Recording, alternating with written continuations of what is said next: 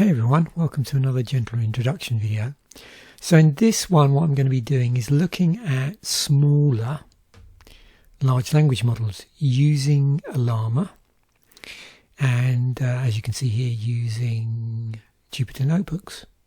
I will upload this notebook to my Github, and before we proceed, just to say that originally I was going to be playing around with this a lot longer. It's just something I started today, and this is the sort of first pass. I've not refactored it. There's areas in here where I could definitely abstract some of this more repetitive stuff into a function and cut down a bit on the code in here and then have a single function. But I decided I was just going to push this video out now and do it, and then I haven't got it in the back of my head, and then anybody that's interested can sort of play around with the code themselves and just do all their own tweaks and tweezes and refactor it how they like to refactor it. I thought it'd just be fun to get the basic functionality out there. So what is really the point behind this? Well, I've become quite interested in smaller large language models, or small language models. I'm not quite sure how you decide when something is a small language model or a large language model, because some of these are small because they've been distilled down from larger models. Some actually started off small. So I'm sort of just starting to really understand this, and I just wanted something that would allow me to do comparisons between different small language models or smaller language models. And so this is what I've pulled together. So what I did first of all is I completely blew away all my Ollama models, and I found, actually, rather than go through individually, there's actually a command which allows you to blow away individual ones. So if you do alarm, dear me, what's the matter with me today? If you do Ollama RM and then the name of the model, so you can use that to remove it. There's PowerShell scripts, bash scripts on the internet, which actually will let you just cycle through the models and blow them all away. There's no command, as far as I know, within Ollama to do that. That's why you have to write a batch or a script, and that's deliberate, I think, because they don't want to put something in there so it's easy to just blow away a whole silo. But anyway, I just found a script online that did it, blew them away, and then downloaded. I mean, like small ones that took my fancy. I've sort of whittled it down a bit as well. I did have some smaller thinking models in here, but I actually took them out just for just for ease of demonstration. Now you can reintroduce whatever you like here, and I'll show you how this works. So you need to have Ollama installed and running, and you need some models in. You don't necessarily need these models, because I'll show you the tricks you can use to basically what we're going to do is we're going to iterate through models with doing the same thing, because the whole point of this exercise, why I started it, was just so I could sort of compare and contrast sort of responses I would get from different models when I keep the prompts the same. And then it gives me like a sandpit to just play around with different stuff. And what you could ultimately do as well is add in a slightly larger model. You can see I've got some distilled versions of sort of Gemma 3 and Gemma 2, and some slightly different versions of Llama. So there's a Llama version here, which is a 1.3 gigabyte, 1 billion parameter version, and a pretty small file size Gwen here, Gwen 2. But I could also add in some larger versions of some of these and, compare them against the smaller models. But I wanted to keep it with, everything here is apart from this one, around about and below 2 gigs in file size. And the actual parameters are all over the map here a little bit. So we've got really small ones like this. and then this one, was it 3.8 billion parameters? I think 5.3, which is the Microsoft one, might be the largest number of parameters. So what do we got here? First of all, you will need to install Ollama, the Python library, and I've just done that just to make it a little bit easier, because it abstracts away things like having to create your own requests and JSON, stuff like that. So this time round I'm doing it this way. In previous episodes I often just roll my sleeves up and do it with, was it the response library and with the JSON library, but there is a Ollama library which makes life a little bit easier. So we're going to import list and generate functions, and also the list response class as well, just to make things a little bit easier for us. So let us just run these first few cells. We need a list to store the models, and you'll see why in a moment. So we will also get the list of models from the local Ollama instance. So because we're running this function from the Ollama library, we've imported it, should I say, it's pretty easy. We can just do this here, and then we have this sort of list response structure. Now if you want to see what that looks like, you could do a print of list response and you'll see the sort of data structure there. So we're gonna, oh actually I've got it twice here. Let me take that out. There we go, my mistake, we don't need that. Yeah, I wanted it here so it wouldn't get isolated, but I forgot to update the code. So let's just let's run that in the right place. So there we have it. This is very quick and dirty stuff. So all we're doing is we're iterating through our list response models. So we got our list response back with our data structure, and we're just pulling out all the models from there, and those models themselves contain quite a bit of information. So you've got the model name and the size. So you've got model.model, because we're doing for model in list response models. So we're iterating through the list response models part of the data structure and pulling out the model information for each one. Also what I'm doing is I'm appending the model name, which we're getting from model.model, to this list here. We're printing it or displaying it to the screen, the size, and then some other stuff in the details part of the model. And in details you've got a number of things like format, family, parameter size, quantization level. There's a whole load of other things, and if as a sort of I'm trying to think of the right word here, but you know what I mean. So often when you're working with data structures, sometimes you just want to quickly print out like what the whole structure looks like. So you could just do a print command. So if you were to print that list response dot models, like the whole container or the whole part of the container, within it you'll be able to see like the data section, and then within that the format, the family, but there'll be other things as well which you can pull down, but I've just opted to pull those out. So we can see just as a list here, okay, so there's the name of the model, there's the size, there's the format, the family it's built from, the parameter, and the quantization level. But you could pull down other things that you might find more interesting. So the point of this might be because you might want to choose a model manually and you just want to get some idea of the underlying details in the model. That might be a reason. Another thing is you might be interested in, what's the underlying large language model, which isn't always obvious. So I think the Granite one isn't that an IBM one. So you can see small M2 is a family of Llama models.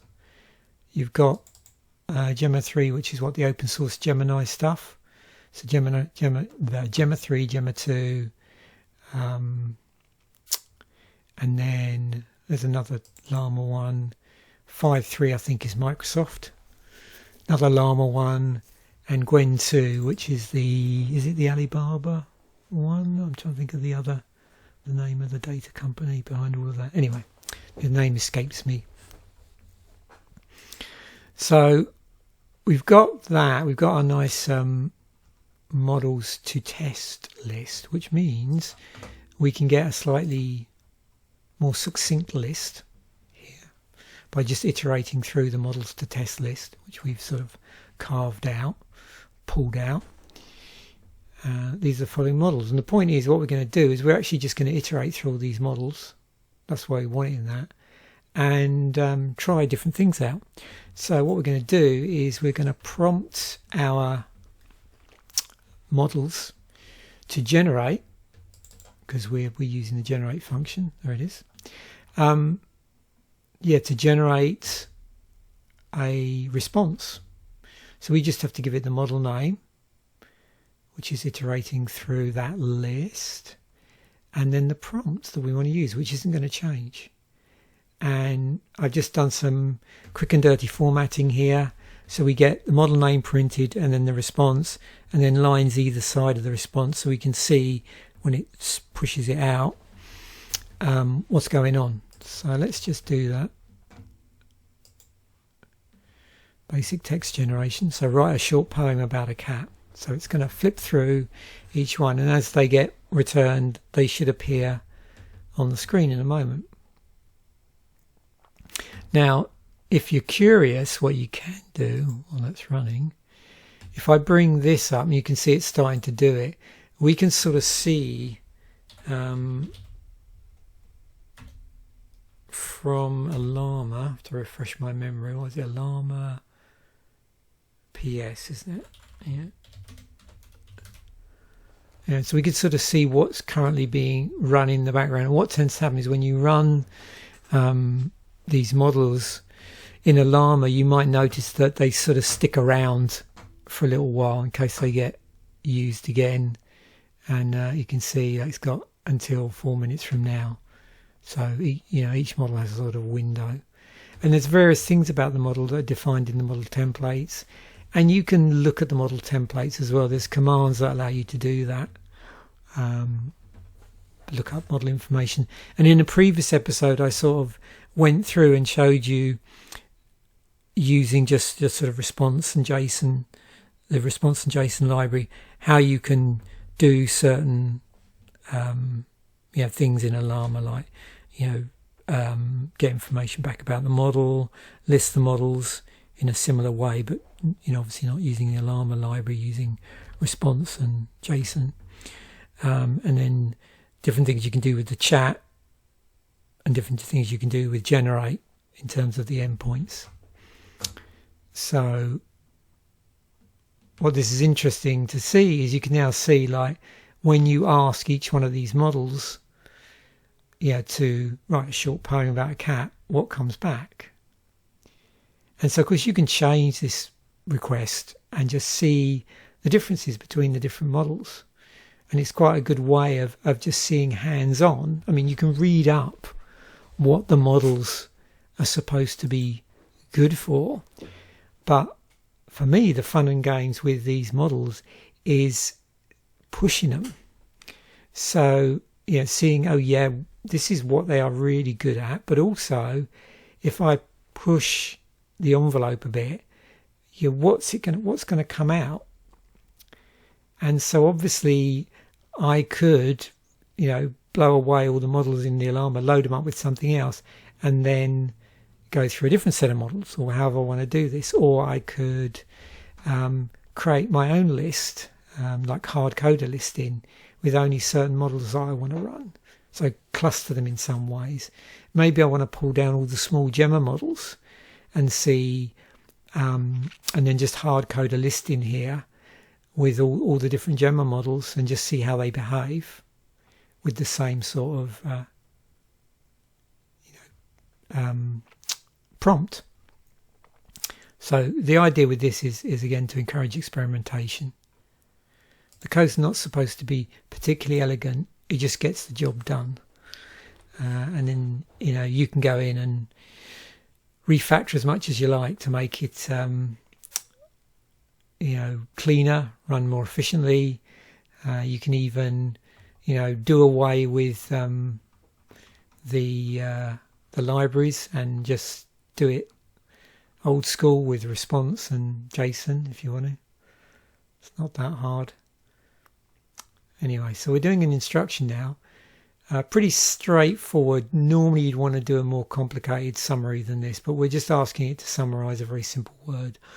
All of our sort of instructions as well are coming from the prompt. I'm not doing any role shenanigans using different roles like system personas or anything like that.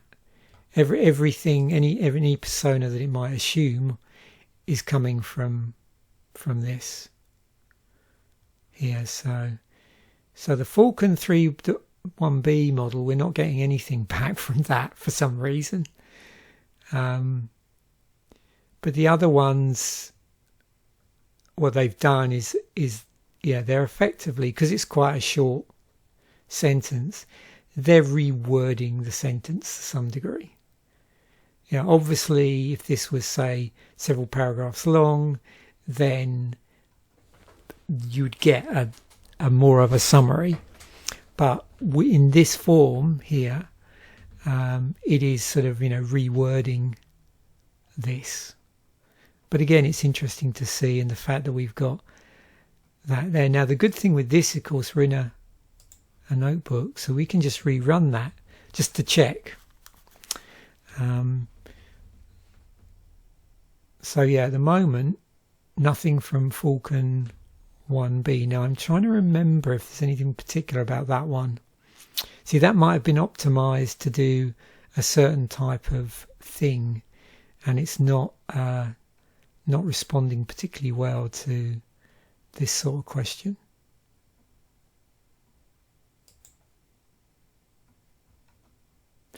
One word of warning with this as well is because this is a sort of one and done thing where we're not streaming this, which you can do if you want to do that and then write the code to catch the stream. Some of the models can spend ages doing stuff, particularly the thinking models. That's why I sort of dispense with them for this demo. But you can introduce some of the smaller thinking models in if you're interested in seeing how they compare against the smaller regular models. So we're just going to do what is the capital of France and see what comes back. So a simple question answering one. The one that's real fun is the code generation one. So you can see some of these models are a bit more economical with their answers than others.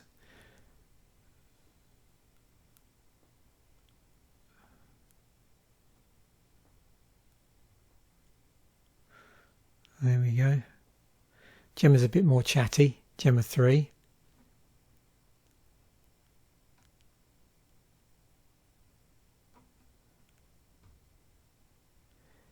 Oh, something's having a good thunk. Oh, 5.3. There you go. I wondered why. I can hear I don't know if you can hear it. I can actually hear the fan spinning up because we're just running this. We're not running any GPUs here. This is just running on a rather modest 16 gig machine, just using the CPU. Right, so code generation. This is where the fun starts. This is where, if you do use something like a thinking model in here, I did, so we're not getting anything back for Falcon 3B. I did use what was it, DeepSeek or something like that. But when I was doing the code generation bit, it was spending ages thinking about code generation, so I took that out of the equation, and it wasn't really fair because it's a different model. So now, of course, the great thing about being in I won't do this, but the great thing about being in a notebook is you can then copy paste, because this is Python, we're in a Python notebook. You can copy paste this into a cell and just test it and see if it works. So yeah, if you're doing code generation like this for evaluation and you're in a Jupyter notebook already, it probably makes sense to get it to generate Python code, because then you can test it in one of the cells. So that's the small M2 model. Some of these are really cool in as much as the amount of extra detail you get. So there it's like a more efficient solution using the NumPy library. Yeah, this is the code request that I've got. I didn't really show you this. It's a sort of, I believe, like one of the classic like coding interview type questions. Given two sorted arrays, nums 1 and 2 of size m and n respectively, return the median of the two sorted arrays. So,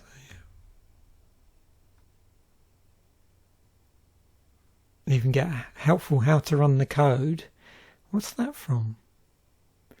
Oh, no surprise, Gemma 3. Okay. Very chatty model. Key improvements and explanations. There we go.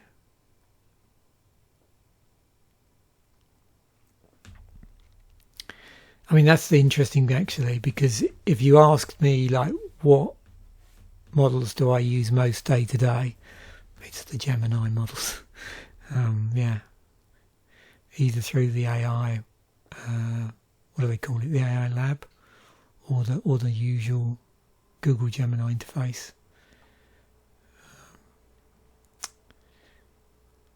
And I did also do an episode about interacting with the Gemini API as well. There's the Gemma 2 one. Again, some explanations down there. Tiny Llama.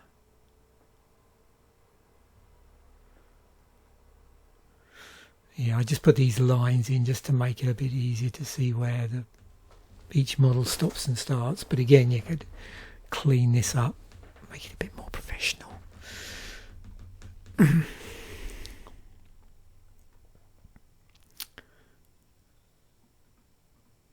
Obviously, you don't have to do as many models as I've done here. You can just pick whatever you want, play around with them. As I've said, you can also, rather than do what I've done, which is to get the list off, you could just create a hard-coded list with just the models that you've got loaded, or the models you wanted to use, like if it's a subset.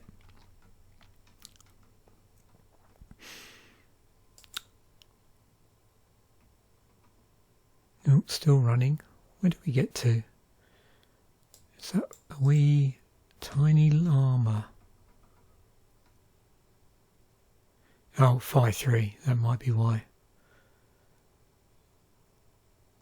Yeah, that one's doing a lot of thunking.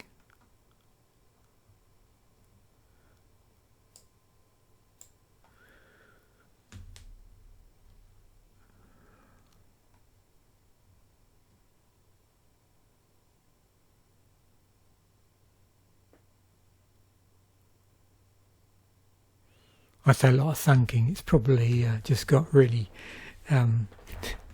comprehensive answer. Because if you do if you have something like DeepSeek R1 and add that into the mix, it also has that sort of thinking section that's tagged out at the top of the answer, which that's why it takes so long to run with those.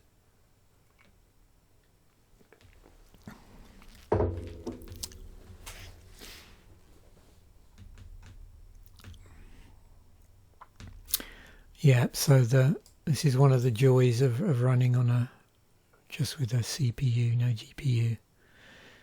when the answer is rather comprehensive.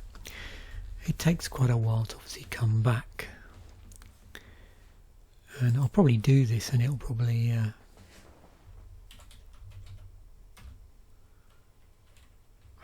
have terrible trouble remembering. As many times as I've done this, it's like it's Ollama. PS. Okay, the other models have finished now. So I'll fly 3 billion parameters is chugging away. I think that's probably the largest one. Also, you'll notice that the size in Ollama space is, different, larger, I think, than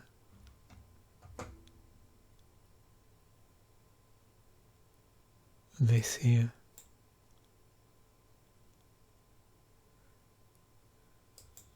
This is in megabytes.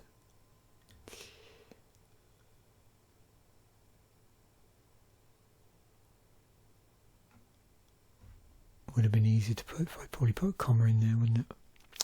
Would have helped.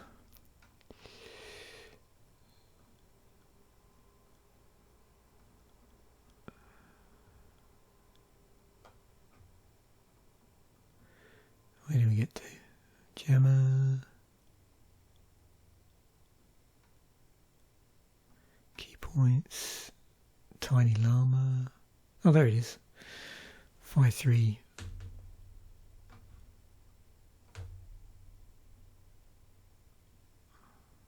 Yeah. Wow. Oh, that's pretty comprehensive. That's all comments, isn't it? Yeah. So it's got inline commenting. Okay, that's probably why it's taking so long. Oh my. There's llama. Here's a high quality, readable and well documented Python solution for finding the median of two sorted arrays.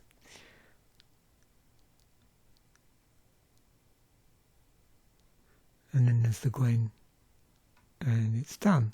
Okay, so then we can spin this out a bit. We can do like more technical questions. So what is a mixture of experts? So we'll try that against all the models, and then what we'll do is finish up with a slightly different approach. So pick one of the models, in this case Gwen 2.5. The 0.5 billion parameter one, so one of the smaller parameter models. I did try it with something else, and it was I can't remember which model it was, but the responses I was getting weren't great. So sometimes what it's worth doing is running the question like this. So I'm running it through, and then seeing what sort of response you get. And then the idea is, whatever model takes your fancy, start playing around with the temperatures. So this is incrementing through temperatures from the bottom to the top. Actually, there's I divided by, for I in range 1. Yeah, okay. So it's doing point. I see what it's doing now. Okay. So it's going through in increments of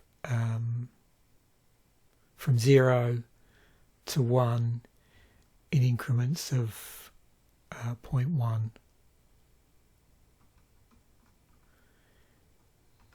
Is that now completely? No, it's still going. So we got the Falcon 3B answer of what mixture of experts is, the Granite one.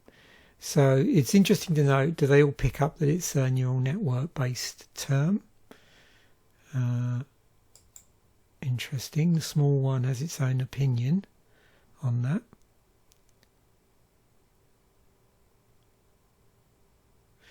So that would be an interesting one maybe to play around with.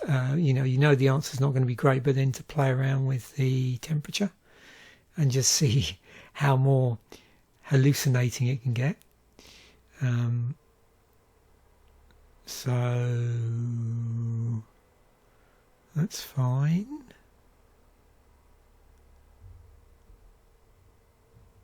You can see the difference here with the Gemma 3. Yeah, look at it. That's super interesting.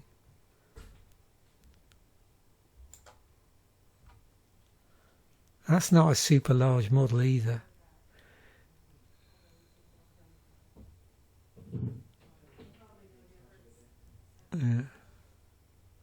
Now I haven't checked any of these yet.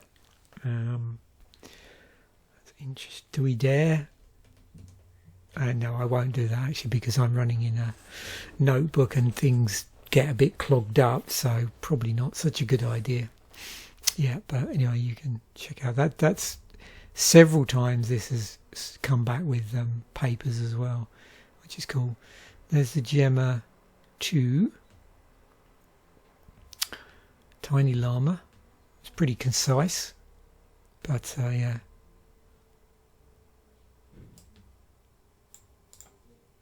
So this is quite a good way of seeing what the limitations are of certain small models.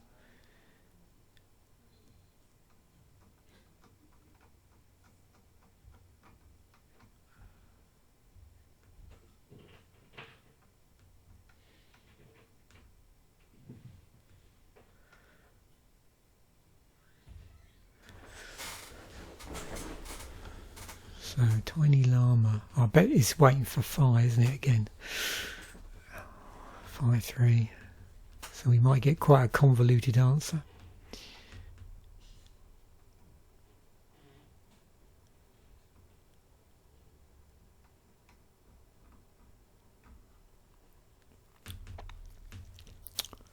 I think Gwen is right at the end, isn't it? Yeah. And as I mentioned in a previous episode, I think with temperature, so the lower the temperature, I don't know if accurate's the right word, but so the higher the temperature, the more likely the model is basically going to be more creative. So the higher the temperature generally, the more likely it is that it could hallucinate. However, it is quite dependent on the sort of question you're asking and the model. With some models, if you crank the temperature up with certain questions, you find that it doesn't so much make stuff up. It just basically answers in a more, I wouldn't say flowery is the right word, but you know, it's a more creative answer, but actually still is accurate.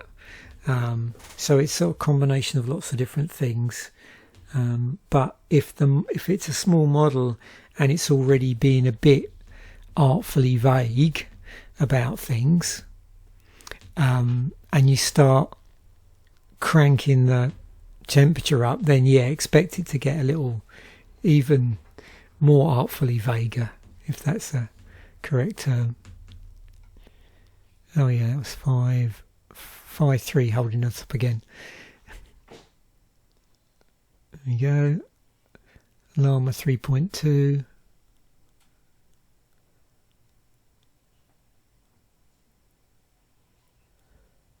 There's Gwen.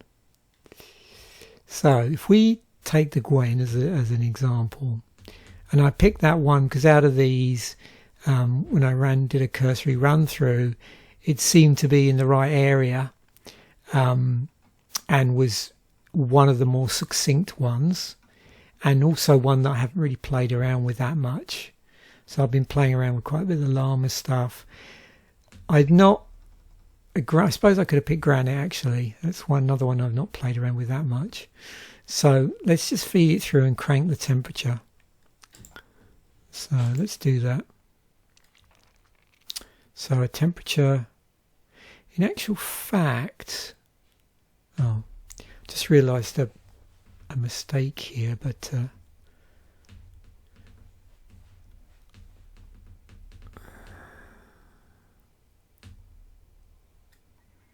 yeah, I should have done that differently.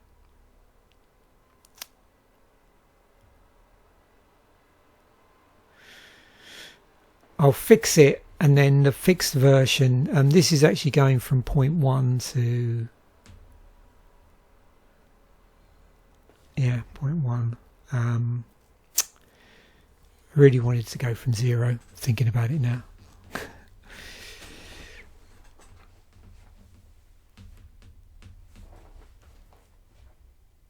This is what happens when you're coding and then you go and have some pizza, and then you forget you didn't properly check the last piece of code.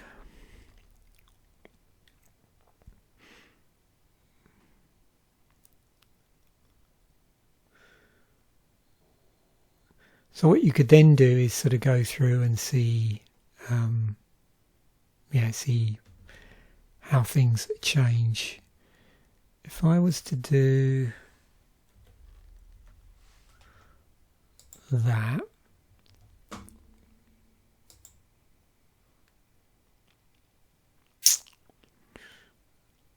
I think that's more what I was after. Yeah. So I wanted 0 in there. Okay. That's better. I forgot, you can have 0. Because it's usually between 0 and 1, but it does change from model to model. I think, is it the Gemini ones, and I'm assuming the Gemma ones as well, because they're based on that, is 0 to 2. I think so.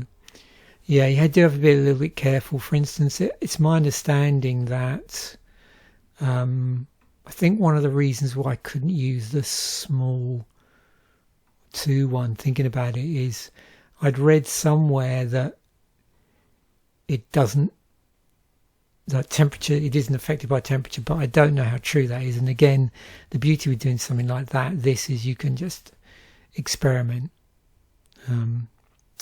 And usually with this, I'd experiment for a couple of days before I started putting this stuff out. But I thought this is such a fun thing to play around with, even though my code's probably flawed.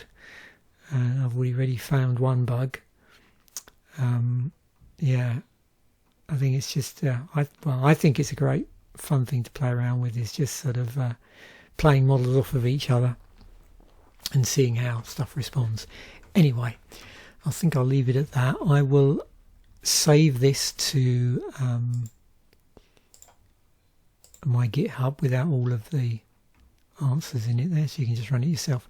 Thanks once again for watching. Bye for now, and I will catch you in a future episode.